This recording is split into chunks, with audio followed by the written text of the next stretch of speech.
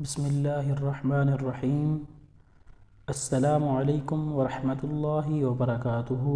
حضرت زید رضی اللہ تعالیٰ عنہ سے روایت ہے کہ رسول اللہ صلی اللہ علیہ وسلم نے ارشاد فرمایا کہ جس شخص نے اللہ کا نام لیے بغیر وضو کیا اس کا وضو ہی نہیں۔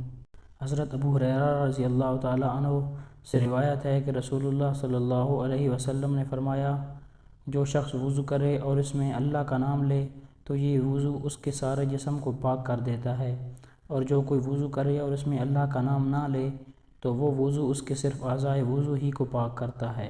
حضرت ابو ہریرہ رضی اللہ تعالیٰ عنہ سے روایت ہے کہ رسول اللہ صلی اللہ علیہ وسلم نے ارشاد فرمایا، اے ابو ہریرہ، جب تم وضو کرو تو بسم اللہ والحمد للہ کہہ لیا کرو۔ اس کا اثر یہ ہوگا کہ جب تک تمہارا یہ وضو باقی رہے گا اس وقت تک تمہارے محافظ یعنی کاتبین اعمال تمہارے لیے برابر نیکیاں لکھتے رہیں گے۔ حضرت ابو ہریرہ رضی اللہ تعالیٰ عنہ سے روایت ہے کہ رسول اکرم صلی اللہ علیہ وسلم نے ارشاد فرمایا، جب تم لباس پہنو اور جب تم وضو کرو تو اپنے دائیں اعضاء سے ابتدا کیا کرو۔